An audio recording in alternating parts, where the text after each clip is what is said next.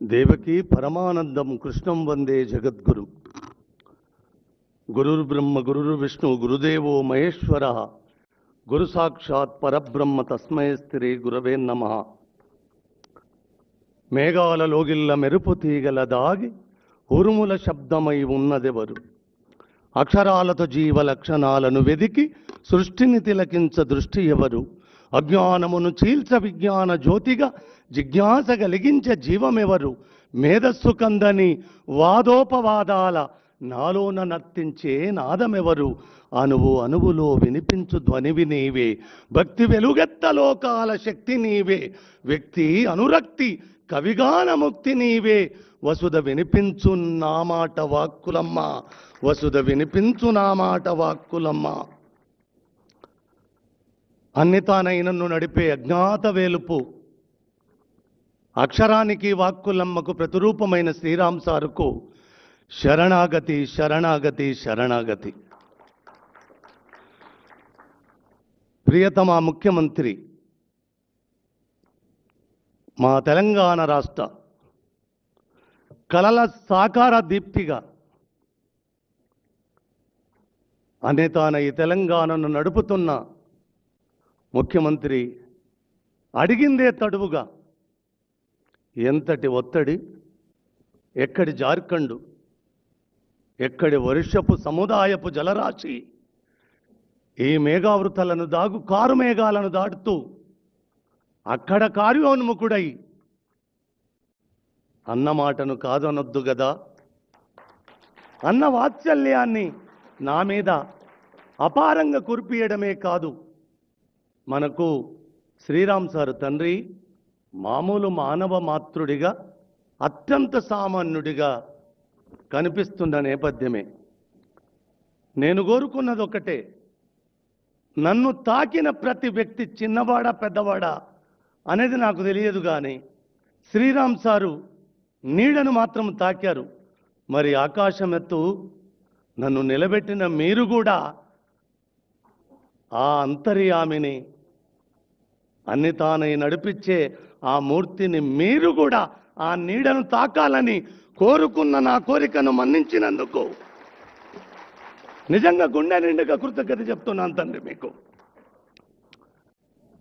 ఒక్క మాట చెప్పాలి, సద్ది తిన్న రేవుదాలు వాళ్ళ బిడ్డ సచ్చదాకా అన్నం పుడుతుందా అని మా అయ్య చెప్పేవాడు. ఆ కృతజ్ఞతకు నిలువెత్తు పరాకాష్ఠగా తెలంగాణ చిరునామాగా వెలుగొందుతుంది. అందులో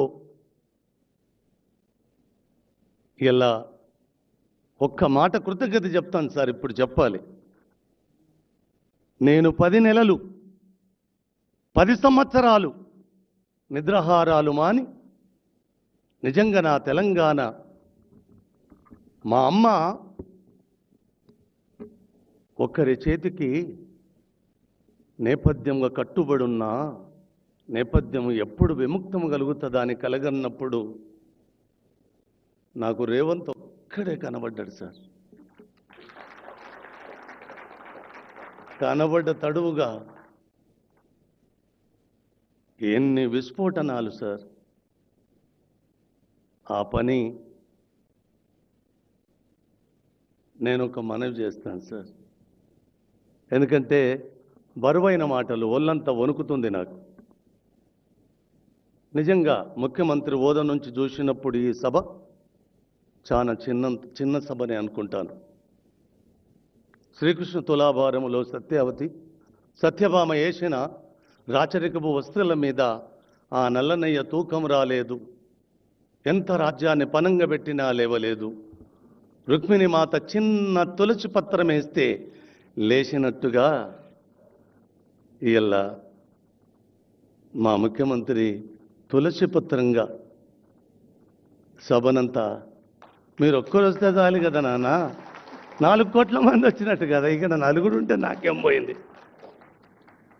నరజాతి సమస్తం పరపీడన పరాయత్వం అన్న నేపథ్యము నుంచి నరజాతి మొత్తం సుభిక్షంగా పచ్చగా వర్ధిల్లాలి, ప్రాణకోటి కూడా వర్ధిల్లాలి అని కలగన్న ప్రకృతికి ప్రతిరూపమైన సారు అశిత బాష్పాలు.